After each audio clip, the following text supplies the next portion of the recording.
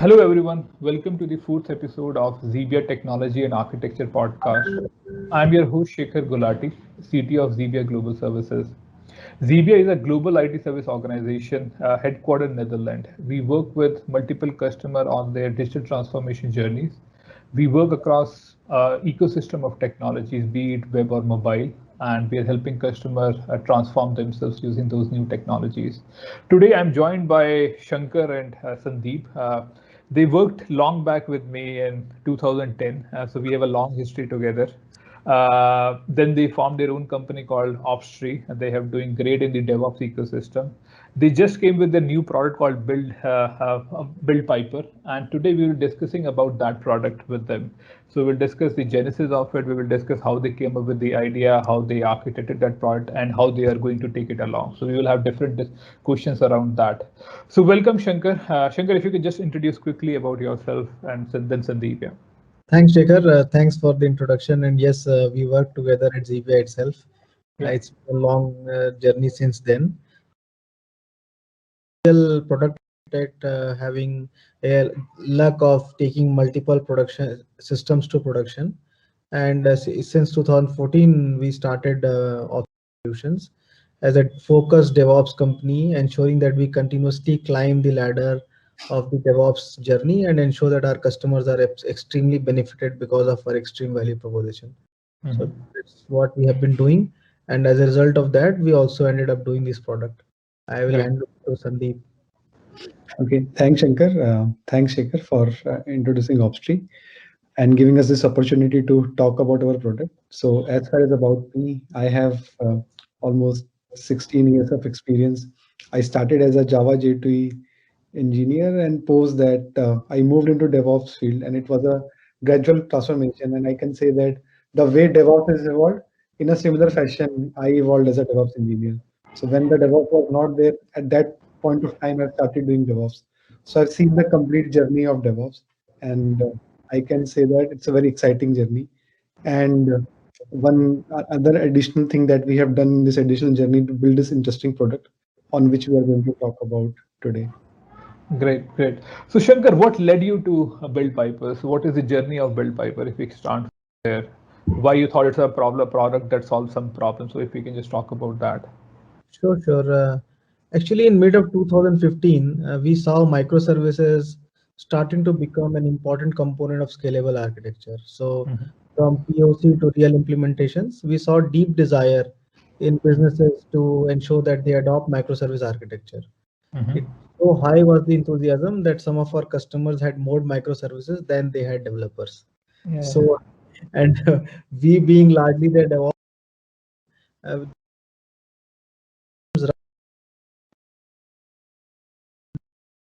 invariably hit onto a very critical roadblock as to how can they run the system very well without flaw, ensuring that so many small, powerful microservices can integrate and run together.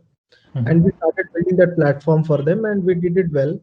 But as we started doing it one after another, we found that there was a repeatable pattern, and that pattern was very clear. But we also found that it required huge amount of investment Mhm. in terms of time, money, resources, and also it was a recurring investment, not one time. So we Mhm. felt it was the right candidate for developing a product which we had companies focusing on developing a product for them to also focus on developing a platform for that product, which will be a microservice platform, would be a huge task to do. And we Mhm. felt that we can solve that problem by developing this product, which can do end-to-end management of microservice delivery. So that is the primary inspiration behind doing this product for us. Okay. So is it at the starting of the journey you will be using it, or you will be using throughout the life cycle of the product? So how will that happen? So this is actually a complete delivery platform. So Uh-huh. starting from once you have Dockerized your services, Mhm. post that, I think the complete life cycle of how the system will run, Mhm. starting from setting up managed Kubernetes, or let's say I will talk about in a little more detail. But Mhm. starting from managing microservices to managing Kubernetes to doing CI/CD pipelines, Mhm. security, compliance, observability, everything is taken care. And we Okay. are still evolving as a product. So we are trying to bring in a lot of compliance, a lot Mhm. of middleware setup. So you can consider this as as a platform which will sort of become a DevOps assistant for companies, very large teams, and showing that everything can be obfuscated behind this platform and only value added work needs to be focused on. So that's the idea behind the product. Yeah. Okay. Sandeep, you want to add something? Yeah, so one more thing that we have seen over a period of 5 years, in fact 6 years, Shekhar, in our DevOps consulting and implementing DevOps solutioning for our client, we saw some repeatability best practices, right? And then we thought of that every time, let's say we have to work on a new project or do assignment, you have to do things again and again. So why don't let's have a product that would be implementing all those practices, starting from onboarding a project till you run it in production system, right? As a Shankar that we cover all the aspects, starting from onboarding, CI/CD, observability, security. So that's what we try to put in this product, so that you don't have to reinvent the wheel and you build a decent stable system. Got it, got it, got it. So what are the main functionality of the tool? So if you could just talk about main functionalities. Sure. So see, as we told you, when we started off with this product, the vision was to create a microservice delivery platform, which hides most of the complexities and makes it very easy to go live, manage microservice ecosystem. So with persistent effort of around 2 years, today we have following functionalities in the product. So manage Kubernetes, for example, if you want to onboard existing cloud native, let's say managed Kubernetes, or if you want to set up a Kubernetes from scratch, that is possible via the product. Let's say once you set up the Kubernetes management of ingresses, namespaces, setting up deep observability tools. For example, we have Prometheus Alert Manager, Grafana for infra monitoring, and EFK for log monitoring, setting up Vault, Sonar, Console, Istio. All of this is possible just by click of few buttons, like few clicks on our product. It does not need much. It only needs your understanding about what you want to achieve using this product, setting them up, how to ensure that they are scalable, available, clustered, etc. Everything is done via the product behind the scene. Whereas it also gives you power to take control. Let's say if you're a pro user and you want to do it yourself, you want to define your own manifest Helm files, that is also possible. Then manage microservices, another functionality where you can onboard your microservices in less than a minute or so, and then manage it. Start doing build, deploy, promote, run the system, etc. Everything you need to do with a microservice is achieved via managed microservices. So it's a very easy. Let's say you want to spawn new environments, multiple environments, all of that is possible. Then another interesting feature is CI/CD pipeline. So we have quality checks enabled CI, which is actually standardized at the project level, and gate checks enabled CD if you want to have an approval cycle, etc. And I think the most interesting feature we have is about having REST call for hooks. Let's say if you want to have a mid hook or a pre hook or a post hook, you can use our REST calls, and the pipeline is also invocable through API. So it allows you to mix and match. Let's say you have n number of functionalities which are there, and you want to leverage our product for few of the functionalities which we have. You can use it in parts, or if you want to use it on as a whole, that also is possible. So we do not force you to use the product as a whole or not use it. Functionalities are flexible, and you can use it wherever you feel it is powerful. Although we have put huge focus on everything, and the last part is security, observability, and compliance. So very nice observability features are there, dashboards are there, which allows you to reduce your MTTR, mean time to resolution. So you can very quickly find issues. We have our own recommendation engines, AI-based support. So all of that is also there. So this could summarize the product. Okay. Sandeep, you talked about that you're trying to productionize your best practices, or prioritize those best practices. So can you name those best practices that you have seen so far? If you can name few of them, what are those best practices that you're trying to prioritize?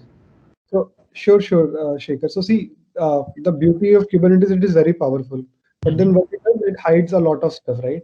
And then people straightforward refer from here and there, and they simply implement in Kubernetes. But later, when they run an application, they face a lot of issues. So, for example, typically, if you are already you are a tech geek, right? So you are aware that when you deploy Kubernetes manifest concept of limit, and people typically miss that. Then you have readiness check, liveliness check. There people also miss it. Then when your security is a big concern these days, right? And then people typically forget about adding those security checks, all those things. Yes, yes, What yes. do you think that what all best practices that can exist in terms of deploying a microservice on a Kubernetes cluster that is already taken care? And when you go to the Build Piper UI, it's a very attractive view, which gives you that clarity, and it tells you that, okay, that's what you have to do, so that you won't miss those things. Similarly, as Shankar already mentioned, if you talk about continuous integration, right? Now, what we have seen over a period of 5 years, that a lot of companies struggles in this thing, that they have multiple teams, and every team have their own notion of implementing CI in their own way. And then as a company, they struggle in terms of creating that standardization. Whereas via this product, what we have done, there is, you define a CI template globally. Okay. Once you define that, then you simply have to say that whether I want to have a CI in this project, that's it. And then all those CI check will be implemented automatically for you. You don't have to do it, only a click of a button. So same is the case with observability, monitoring. So all the dashboards that you should have to monitor your micro, they are already included. You don't have to redo all those things. You give a second thought about those. Okay. For my understanding, a lot of organizations already have some kind of a CI server. So they will have Jenkins or Travis or Circle CI. So how will your CI/CD fit in that picture? So will you work with those CIs, or people will have to use your CI? If you can just help us understand that. Right. So, Sandeep, you want to? No, please go ahead. So basically, as I told you even in the earlier discussion, that our features are actually flexible, and they are like components. You either use them or you don't use them. Okay. So for example, let's say if a company already has a very mature CI system, just invoke our pipeline to do just CD. So for example, their CI is done, they invoke an API to trigger our pipeline, it does CD. Or let's say if they have a system which does a part of the CI, for example, they know how to do a, let's say, quality check, but they do not know how to do security check. They can do quality check in their own system, but delegate security checks to us. So for example, container security testing, ZAP security testing, all of that is integrated in the product. Now, people can say, okay, I have checked still code quality and code security, but I don't do container security. You can delegate the container security to us. So it's a very flexible platform, and it allows you to, and generally what we have found is people are liking our CI delivery, and they are adopting the whole thing as such generally when they are moving to the platform. Because one thing which is very unique about our platform is that it's very, very easy to set up a CI. It does not require you to give a single configuration, by the way. You have to go on the UI and say, I want to build these services, let's say 10 services. You can do a macro release setup, for example, set up all microservices if you want, or one microservice pipeline. And then you have to just say, I want to do build for dev, that's all. All data which is required to do configuration is already captured in onboarding process. So it is very intuitive, simple CI setup. So it does not take like more than let's say 3-4 minutes to set up a CI pipeline. So that is the advantage. One more thing I wanted to add regarding standardization. For example, one very good example would be Ingress. So Ingress setup, what we have done is we have divided the Ingress into two parts: protected Ingress and public Ingress.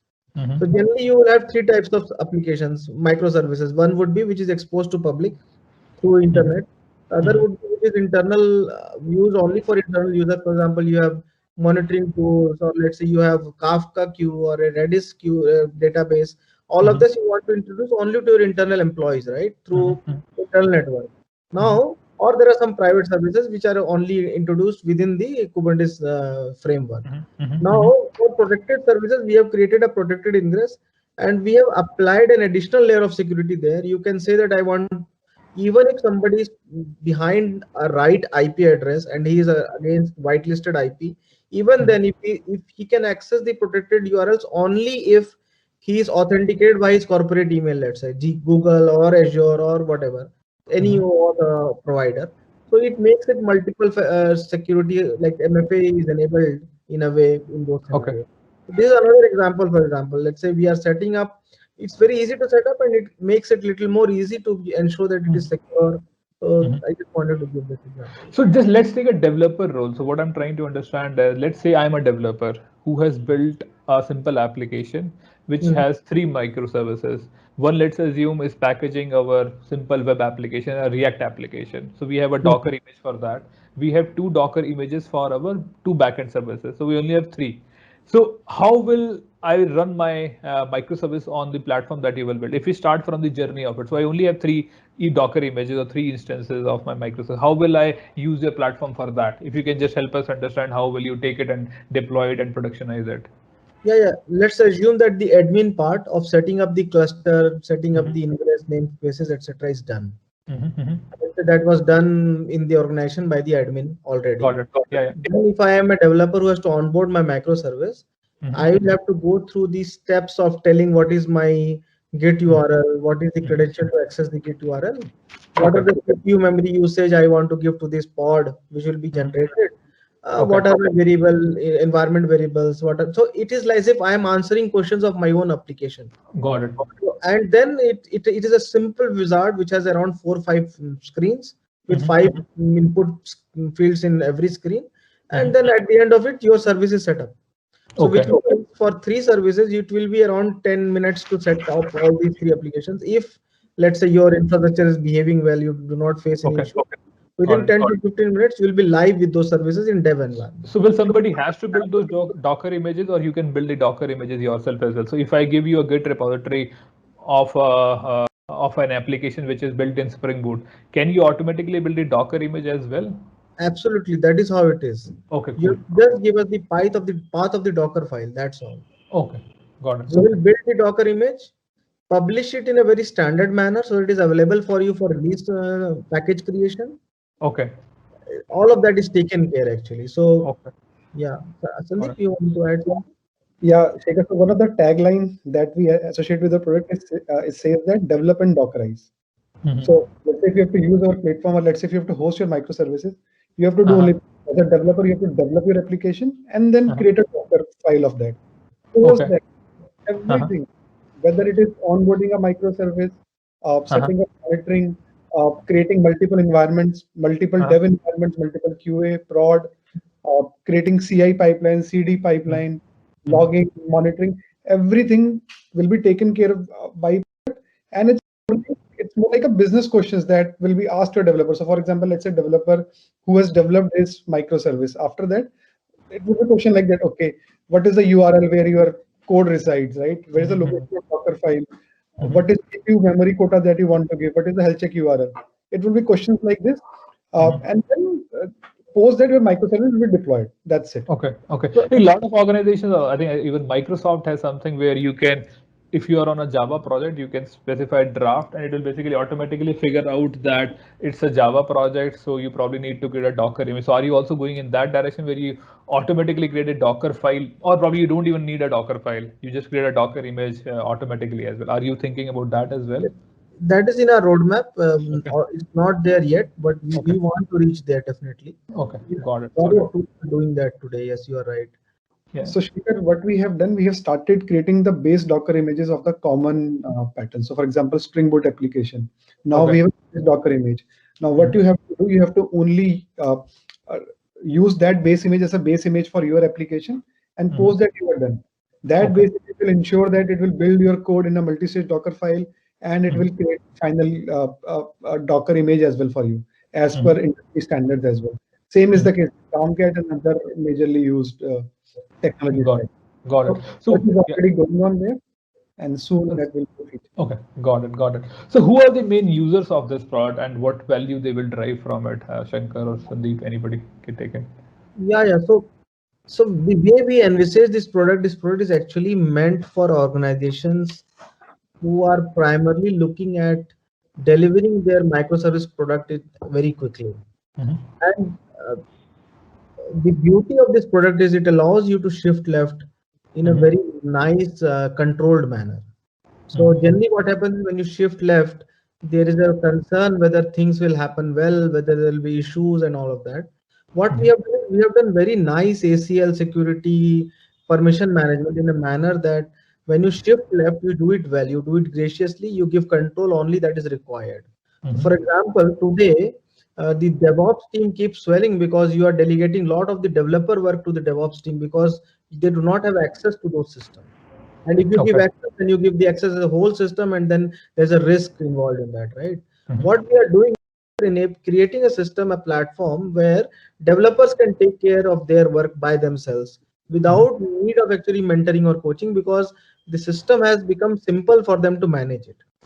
So as a team, a lot of value gets generated because the development team is enabled by themselves and they can do their work themselves, deliver the quality work output because of their own propensity.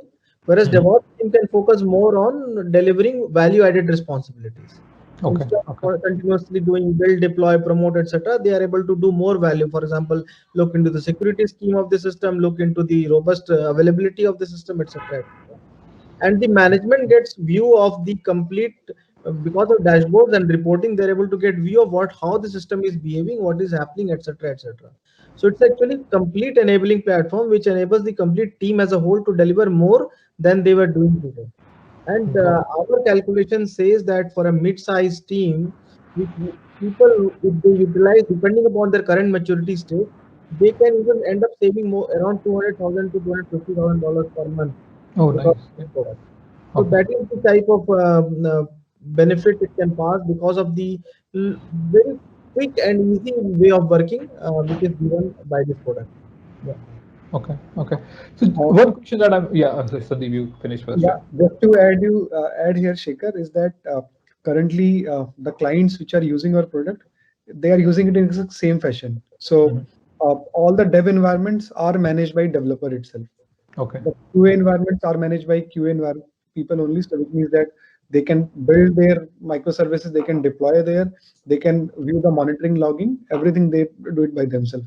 And the DevOps team primarily they mainly are involved in onboarding the microservices. Post that, Okay. making sure that in fact they create CI/CD pipeline that is integrated with version control system, sort of a GitOps, Mhm. and then deployment happens automatically. So as Shankar said that every role is getting those sort of power which they actually need to have, and nobody becomes blocker. So DevOps team never becomes a blocker. Dev team can work on their pace, QA team can work on their pace. Same is the case with DevOps guys. They don't Okay. have to do repetitive tasks. Platform is doing that for them. Got it.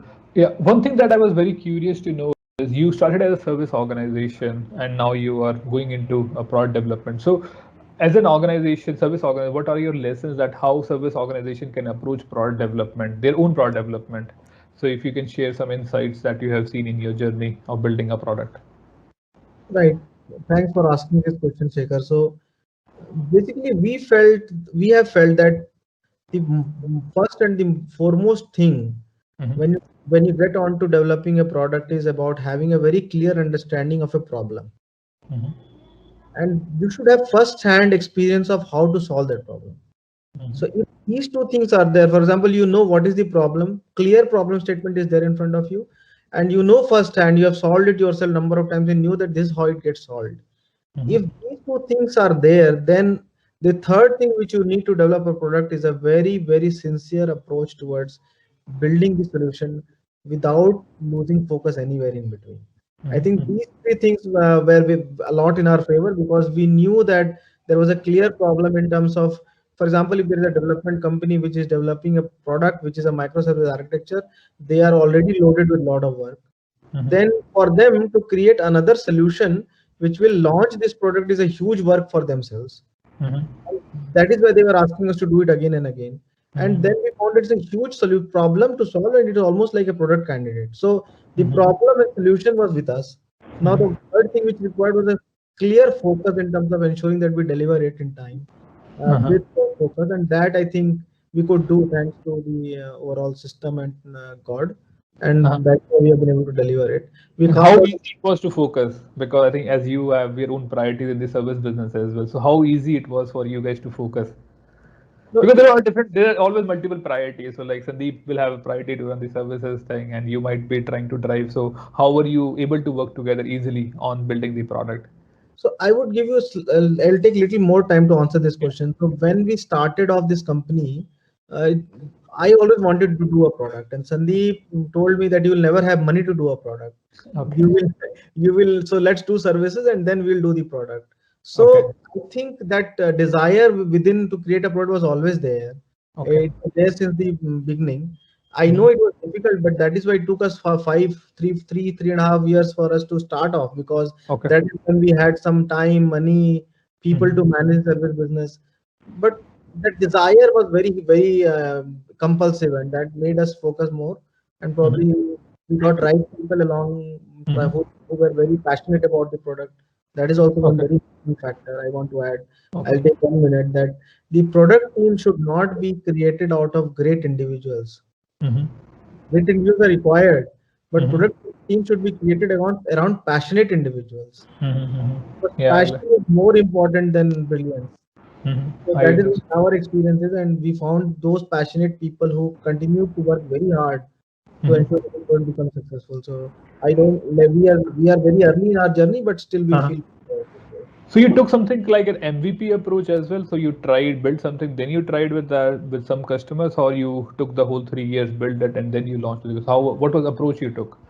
No, I think we took the MVP approach, and as soon as it was ready, we were very lucky to have Original for Sure as our customer. Okay. They started using our product in August 2019. Okay. So it's been more than a year now they are using our product. Okay. Okay. And Nice. but but they also have been very kind to us. They have given us a lot of feedback. And then along the way we had more customers. Although we did not go public about it, we have launched our product 15-20 days back only. But Okay. we have been asking our customers to use our product, and they have been using it, giving us feedback, and we have also been getting revenue out of it. Nice, nice, nice, nice, nice. So what are the alternatives in the market for Build Piper? So if we talk about those, so who all will be your competitors? So I think there are this space is very nascent now, and Mm-hmm. lots of very bright people and companies have actually understood that this is a very. So I read a blog which was saying that Kubernetes is Java of infrastructure, by the way. So it is going to change the way people work, and it's going to stay here for some time. And a lot of people Yeah. realize that, and they have been trying to solve this problem in different ways. For Mm-hmm. example, there's a product called Harness which used to do CD alone. Now they have acquired a CI company, and they are doing CI/CD for microservices. There's Mm-hmm. another company called CodeFresh.io, Mm-hmm. which was doing only CI/CD. Now they are also going into managed Kubernetes space. Mm-hmm. So they are solving bits of the problem, and they are covering the other space also. They are even going to the non-containerized world and the containerized world. Whereas we are focused purely on the containerized applications, and we are solving the complete gambit, starting from uh, managed Kubernetes to observability. So the whole Okay. flow is there. OpenShift started very early, probably Mhm. even before anybody. As soon as the Kubernetes was there, I would believe Yeah, yeah. OpenShift started. And they started with managed Kubernetes, but now they have also developed systems which are able developer friendly. So we align ourselves more closely with that. Although we did not start off creating OpenShift, I think that would be a huge tall statement to make. But we feel that our customers are saying that it's very close to OpenShift. So that's how. Okay. Yeah. Got it. Got it. Got it. What would be the key differences between the two if we compare OpenShift with Build Piper? What were the key differences in your way, in your opinion? Absolutely. So see, uh, OpenShift when it started, probably they were doing great job at that time, but they were actually focused on making Kubernetes very simple.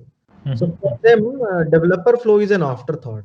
Okay. Whereas for us, managed Kubernetes is a part of ensuring that developers can do it well. So our whole flow is actually developer, or let's say DevOps friendly, rather than being tool friendly. So we are not trying to simplify a complex tool. We're trying to simplify the complete microservice management process. So our approach, if you look at our product, it's very easy to manage it, and it's very simple. For Okay. let's say if you want to get into depth, then you get into depth. Otherwise, it's very simple. Whereas OpenShift is a slightly different way of doing. I will not say they are doing great job. It's a very great product used by very large enterprises, but it is a difference in approach. Probably it's because of the Okay. time when they created the product and when we are creating the product. Okay. So how do you consider developer experience into the whole picture? So do you talk to the developers directly, get their feedback? So how are you ensuring that the developer experience that you have is basically what developers need? So how is the feedback from developers coming into your This is system? actually very exciting. So I can give you an anecdote. So we were setting up our product, and while we were setting up the product, a developer was called, lead was called to look into some problem we were facing. And once the problem was solved, Sandeep said, "Now you can leave." He said, "No, no, I'm interested. I'm seeing this very exciting. I want to see what is happening here." Nice, So, nice. so basically, developers have never been enabled in the way in which they are getting enabled now, because everybody today does not want to remain like aloof of the deployment ecosystem. Even developers want to know what is True, happening. Amit. Yeah, yeah, So this product makes them brings them very close to doing their own deployments by themselves. Actually, yeah. they can do their deployment by themselves. They can do their setup by themselves. So it Mhm. makes them very excited, because it does not require them to learn Kubernetes, but they can set up their service very well without Okay. with security checks, with quality checks. So it makes them feel very fascinated about it. So we have found them actually developers adopting our system very fast. So Okay. that is Nice, one nice. thing that is very good. Sandeep, Yeah. you agree, right? Yeah, yeah, yeah. I, I, I, I just remember the conversation that I had with that developer. Yeah, Nice. right, right. Yeah. So what is the technology architecture of Build Piper? So if you can talk about the technology that makes Build Piper. Yeah, I will go to some initial bit, then I'll delegate to Sandeep. He is our technology CN. So yeah, so we wanted to ensure that the system is really scalable and it's very easy to manage, and that is why we chose React as our front end UI. Our UI, we put huge focus on our UI. Yeah, We yeah. try to make it as easy to use, simple to manage, etc. And there we have taken a lot of. We feel we want to thank React. It's been made us very easy for us. For example, the pipeline canvas which we have built, Mhm. which is built over the Atlassian library of React, uh, Oh, which is from Trello actually. So it's very mhm. very nice. It's very Nice. easy to use. Yeah. Similarly, we have used Django behind the scene, and Celery, Okay. Docker, and a Mhm. lot of other tools are there. Sandeep, maybe we can take it in more detail. Yes. Yeah, yeah. Yeah. So Shekhar, as rightly said by Shankar, see, one thing is that we were building this product as a microservice management platform, right?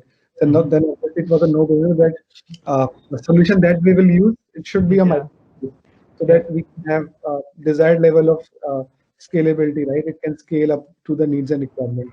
yeah, So yeah. currently we have a set of 12 different microservices Uh-huh. that combined have this application.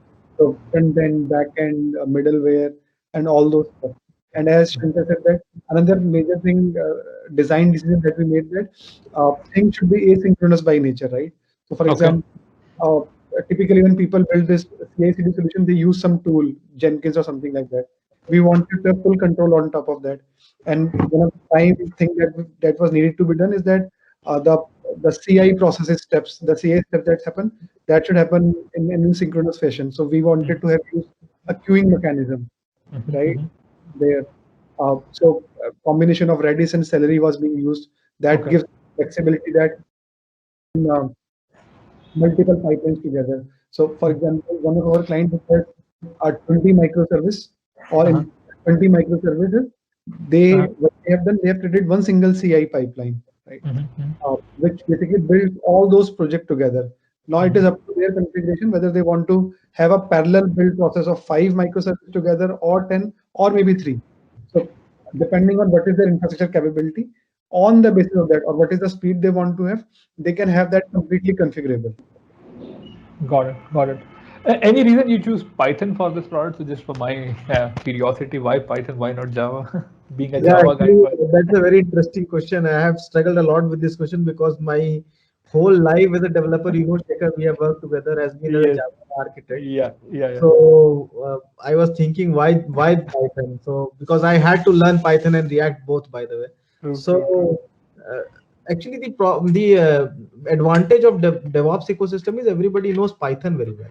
I So agree. we wanted to have DevOps engineers work as developers for us, because then it becomes very easy to create systems which are DevOps friendly, so Mhm. because it is a DevOps product.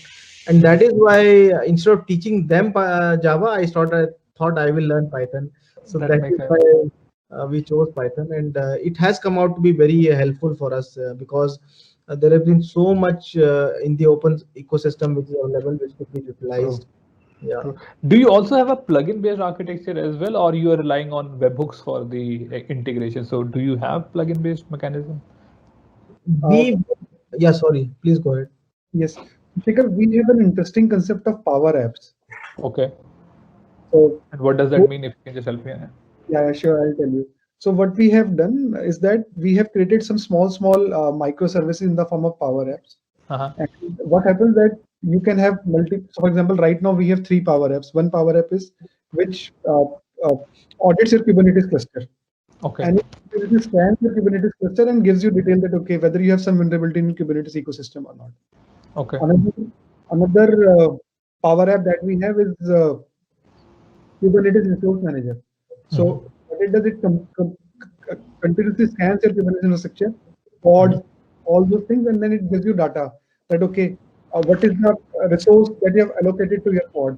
Are they underutilized or overutilized? And then via Kibana dashboard, you get a visibility that, okay, these are the pods which are not utilized or underutilized, overutilized, right? Those are. Similarly, another Power App, which is again a plugin, is which basically gets into your AWS infrastructure and generate AWS billing insights for you. Okay. Okay. Can other developer also create their Power Apps as well? Okay. Anybody. Yes. So you have an open API that people can abide to. Is that the way it will happen? Yeah. The only thing is that it is for our internal usage purposes at present moment. Okay. We are considering that if we want to open source that, but yes, it's a complete framework in itself. So the only thing that end user have to do is create their own REST API and post that will integrate with it and can have the complete scanning and visualization. Okay. The reason I'm asking this question is that let's take a very simple example of a typical enterprise. They have their own authentication and authorization system. So how will you plug your system into that? Because as I understand, right now it's your enterprise system. So somebody will be deploying in their data center or in their cloud build piper. So how will it integrate with their authentication and authorization system? Right. So that we have already created actually. So for example, if you look at our playground, that is app.buildpiper.io. There we have already integrated with LinkedIn, with GitHub, Bitbucket, and all of that, Google. So open auth implementation is already done, and SSO based authentication is possible. Okay, like custom LDAP or some Microsoft Azure, you probably will be able to do that. Everything is possible. But that set aside, I think the bigger question is how do we integrate within a larger enterprise, right? So I think that answer is very easy for us because we are just working as an assistant to set up your system. So I think once our system is set up, it is in your own realm. So everything that is possible within the realm is possible with the product also. Okay. That is the beauty of this product. This product does not get into creating anything outside of your ecosystem. For example, if you look at Harness or CodeFresh, they are building the system in their own, let's say, SaaS offering, right? But the beauty of our product is it is in-premise, sitting in your system and setting up your system in your own cluster. So once it is there, if you let's say make changes in your cluster, we start understanding that you have made changes and update our UI. So it is almost like a synchronous symbiotic relationship between your and our ecosystem. It is actually your own system as a whole. I think for a big enterprise, I think the other value add will be that you will be getting the full visibility of all your Kubernetes cluster, because that's also a lot of trouble. So you will get a single pane of glass from which you can look at the whole infra of the organization as well. Absolutely. Okay, that's good. And do you have all those, like, do you have the concept of different business unit work groups? Can you create different spaces and create different clusters for those workspaces as well? Like in an organization, there will be multiple business units. And if all those business units want to create their cluster, manage it separately, so you have that kind of a way where. Yes. So what we have done is we have done it slightly differently. Okay. We have done, what we say is we have brought it a little low, actually slightly low at a modularity level. What we are saying is the admin will create clusters. And when he creates a project, an application, he will assign infra to that project or an application. So let's say if I have a card service or a search service, they are separate teams. For example, let's say they have a group of microservices to do a card or a group of microservices to do a search. Then that team, a project, let's say search project gets created. you assign an admin to that project, and so also assign an infra. And then you can start having reports of as to which project is consuming how much infra, whether they are underutilizing it, overutilizing it. That is one thing. Other thing is, if you move a person from a project to other project, his access from infra of this project gets automatically revoked. Okay, And got it. a new infra gets automatically assigned basis the roles he has, not that he'll have complete control. So then what happens is that extra responsibility of reassigning infra, etc., is also gone. You are actually, once you move from one person from a project to other project, that infra control is also automatically assigned to him. And have you also tackled the problem related to the costing aspect as well? Like, if I want that my cost of the cluster should remain under $200 or $500, can I set those limits as well right now or not? Right now, we have, instead of controlling, we are giving you visibility. Okay. Later, about getting little more proactive actions. But as of now, as Sandeep told you, we have a Power App which gives you complete visibility into cluster utilization, cluster cost, and whether you are underutilizing or overutilizing your cluster assets. Okay, got But it. Got it. we may start moving into managing cost also later as a proactive step.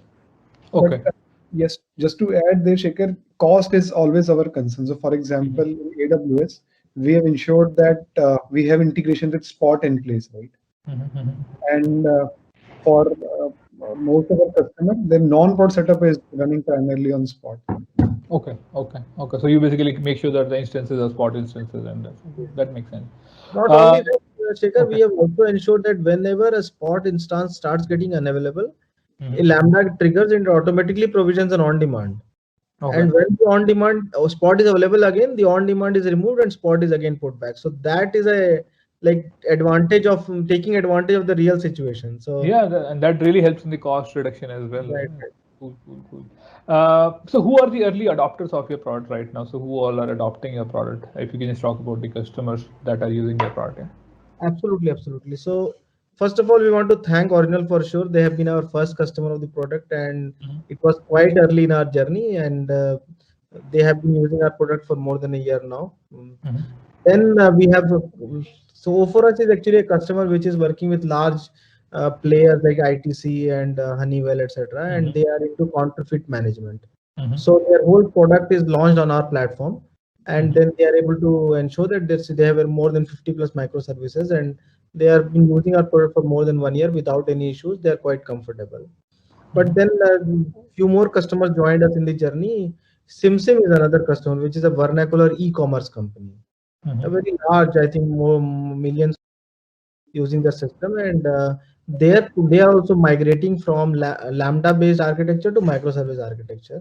And around 6 months back or so, they adopted our product, and they have launched their microservice product on our platform only.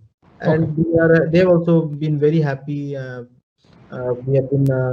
We moved from POC to commercial stage, and now they are continuing with us for a long time. PZ Mall is a Z business initiative. There also our product is being deployed, and we are in a POC stage there. And then there is a company called Adda 247. They are also evaluating our products. So we have verbal from them. Nice. So these are some customers which have adopted our product. But there are many other customers which are very large enterprises, a very large banking company in India, a very large e-commerce company in Dubai, and a very large airline aggregator in US. These companies are also doing POC, and we hope that they will succeed will succeed our POC, and they will take our product for a long time. What is the typical POC lifetime? So how much time people take in the POC? We are giving 1 month free trial. Okay. Because to set up the product and make systems running, it takes less than a day or two. So post that is 1 month is what people generally take, and post that they take a decision. Makes sense.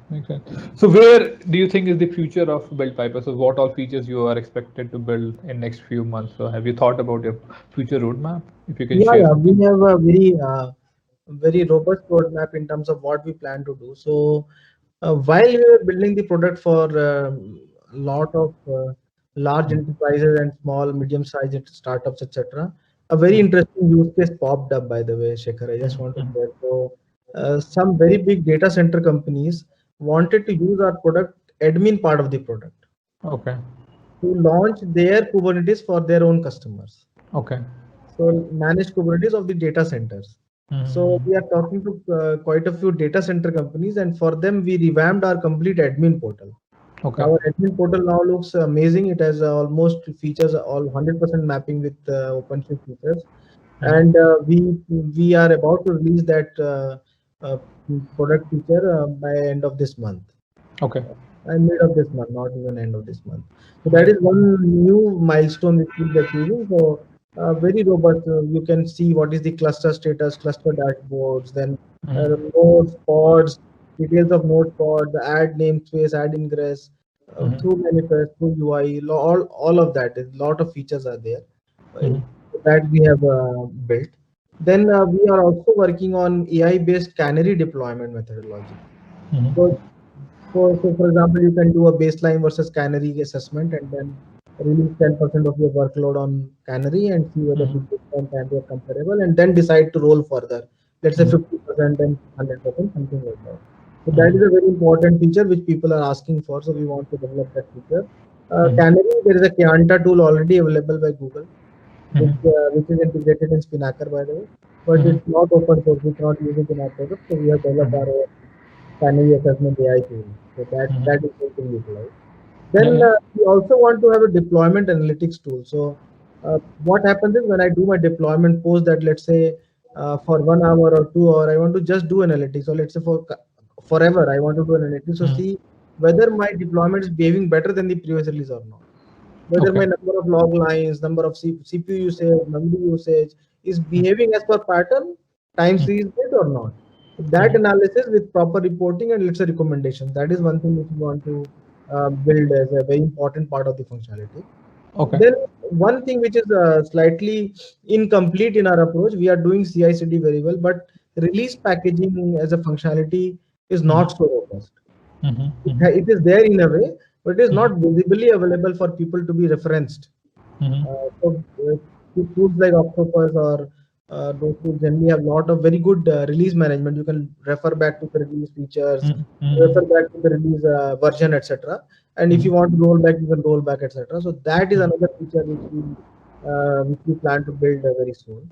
But there are many such exciting features which are coming up. One thing that I forgot to ask you is there are times when microservices have dependencies. So A service might have a dependency on B service. So are you able to resolve those dependencies and make your deployment in accordance with that graph of dependency as well right now? Not now, not as of now, but generally we believe that the microservices still should, as you know, both of us will agree that they should survive by themselves. But typically that doesn't happen. So that does not happen. But we want to do it slightly more than that actually. So we want to have a methodology by which this is actually a requirement from where this product development started actually. So there was a company, I cannot name it, one of the largest and biggest company in NCR, which is very famous. We were talking to them and they had a problem. The problem was that let's say if I am a developer and I am doing my microservice development and I want to test my microservice, I cannot test it because all other environments are not stable. So let's say that everybody is developing their own microservice. So how do I go and create an environment and refer to the stable versions of those microservices and then test my microservice? So we want to achieve that. I think we want to achieve that. I should be able to, let's say, refer to stable versions of, I should have a map of my dependent microservices and say that these 4 microservices I want to do fresh deployment and remaining I want to refer to the stable version of the deployments. Okay. That so you still that huge contribution, by the way. So that is something which we want to build very soon. So nice. And that will really solve a lot of trouble actually, because that's what happens in most of the enterprises. Like you don't know the order in which you have to deploy to ensure that everything works fine. Cool. I think just to conclude it. So I think we didn't talk about the pricing of it. So right now, as I understand, enterprise solution. So are you planning for any SaaS solution as well? And what was the pricing of the enterprise right now? We felt that to do this, to set up this product, it requires a lot of access because this product is like as if it is your DevOps engineer. So senior or lead or let's say architect DevOps engineer for you. So it requires a lot of access into systems. So we started off envisaging it more like a more like a in-premise solution. Okay. But what we are now planning is we want to trim down the functionalities to a level, and then we even make it SaaS. For Okay. example, creating cluster will not be available in SaaS because creating a cluster in an AWS system requires way more access. Whereas if I want to onboard a cluster and just interact with it, it requires less access. So some bit we will reduce and have a SaaS solution. But Okay. as of now, for some time, it will be an in-premise only solution with a playground where people can come and play with it on our UI, which is app.buildpiper.io. So the pricing is very simple. What we have tried to do is we have tried to ensure that people who are very small, they can also use our product, and people who are large enough can discuss with us and still use our product. So our pricing is number of pods in production into $25. That's all. Okay. So plus some user license fee. That's all. So let's say if you are having only one microservice and 2 pods, nobody will have one microservice. Just an example. Then you will just end up paying $50 per month. That's all. Got it. Got it. But you will get the complete functionality of the product as it is available for you to be utilized. So that's the. So how can people play with it? So if somebody has to give it a try, how can they use it? We have launched the user portal where whenever you log in and register yourself, you get access to 2 namespaces, 2 GB of memory and 2 core of CPU. Okay. And you can at best play with our tool and definitely get complete understanding. Even developers have a very good opportunity who can come and learn development learn Kubernetes. This is a ready Kubernetes where you can play with it. So And that is a 1 month, or that people can play for lifetime? So it's a we have not put limitations of now. Okay. We would want to put it to around 20 days or maybe 1 month. Okay. But as of now, people can come and play with it. There's no control. That's a complete Great. Sandeep, anything that you want to add before we conclude? No. Yeah. Great. So I think we had a great time discussing our BuildPiper. So I will definitely give it a try and give you guys more feedback if I have any. But thanks a lot for your time, Shankar and Sandeep. Thanks a lot. Thanks, Shekhar.